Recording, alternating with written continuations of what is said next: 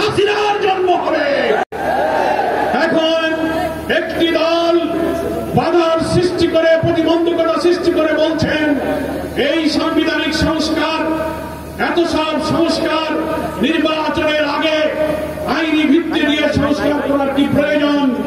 পরের সরকার আসবে, সেই নির্বাচিত সরকার যে সংবিধান সংস্কার করবে তার তফসিলে তারাই এই সব বিধানগুলো সম্পৃক্ত সংযুক্ত করবে। এটা হচ্ছে গণ আকাঙ্ক্ষার সাথে বিরোধিতা। গত 5 আগস্ট প্রধান উপদেষ্টা জাতীয় সংসদের দক্ষিণ প্লাজায় যে জুলাই ডিক্লারেশন, জুলাই ঘোষণা পেশ করেছিলেন, আমরা লেভেল প্লেইং ফিল্ডের ক্ষেত্রে যে রক্ষা করা হয়নি, গোপনীয়তা রক্ষা করে জুলাই ঘোষণার মধ্যে একটি বিশেষ মহলের চিন্তায় এই জুলাই ঘোষণার ড্রাফট করে সেখানে গণ আকাঙ্ক্ষার বিপরীত অনেক কিছু সম্পৃক্ত করা হয়েছিল। আমরা এটা সংশোধন করতে বলেছি। তার 25 নম্বর অনুচ্ছেদে বলা হয়েছিল এর পরবর্তী সরকার এসে সংবিধানে এই সংস্কার এবং জুলাই সনদ বাস্তবায়ন করবে। এটা গণ আকাঙ্ক্ষা নয়।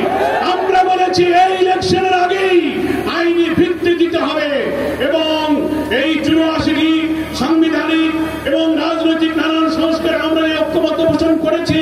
আরো 20টির মধ্যে প্রায় 8টি নোট অফ ডিসেন্ট যারা দিয়েছেন, বাকিটি আমরা একমত হয়েছি। এই সংস্কারের বিষয়গুলোকে জুলাই সনদে অন্তর্ভুক্ত করে এটাকে কনস্টিটিউশন অর্ডার, সংবিধান আদেশ দিয়ে এবং গণভোটের মাধ্যমে নির্বাচনের আগেই আইনি ভিত্তি দিতে হবে। তা না হলে দেশ একটি মহা দুর্যোগের দিকে পড়ে যেতে পারে। আমি প্রধান উপদেষ্টার কাছে বিনয়ের সাথে নিবেদন করে দিও, আপনি এই দক্ষিণ প্লাজা জাতীয় সংসদে জুলাই ঘোষণার দিনেও লিখিত অঙ্গীকার করেছেন যে আমরা বিদ্যমান রাষ্ট্র কাঠামোকে সব জায়গায় সংস্কার করব। কই আজকে যারা বলছেন নির্বাচিত পরের সরকার এসে সেটা সংস্কার করবে, তার অর্থ হলো এই দলেরই বড় স্থায়ী কমিটির নেতারা বক্তৃতায় বলছেন এখন আমরা যত আইন সংস্কার করেন, যত কিছু বানান না কেন, আমরা ক্ষমতায় গিয়ে তা মুছে দেব। এখনই তাই যদি বলতে পারে তো আগামীতে কারা ক্ষমতায় দেব না জানি না, কিন্তু তাদের ইচ্ছার মধ্যে কিন্তু দুর্বিসন্ধি আছে। তাই এখন যেহেতু অন্তর্বর্তীকালীন নির্দলীয় সরকার, এটাই হচ্ছে জুলাই সনদের একটা জাতীয় ভিত্তি, সাংবিধানিক ভিত্তি, আইনি ভিত্তি দেওয়ার সবচেয়ে উপযুক্ত নিরাপদ সময়। সেজন্য কোন তালবাহানা না করে আমরা ঐক্যমত্য কমিশনকে এবং সরকারকে, যেহেতু সরকার প্রধানই হচ্ছে ঐক্যমত্য কমিশনের প্রধান, আপনি সকলকে ডাকুন।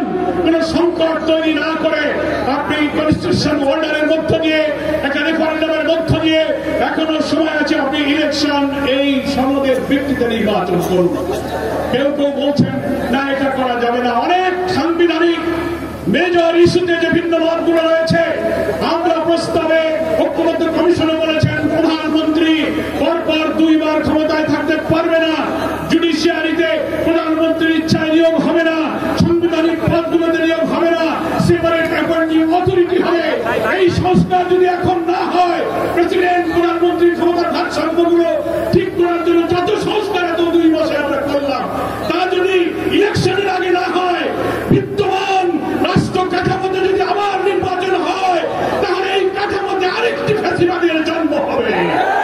এই বিদ্যমান কাঠামোয় নির্বাচন হলে আরেকটি হাসিনার জন্ম হবে।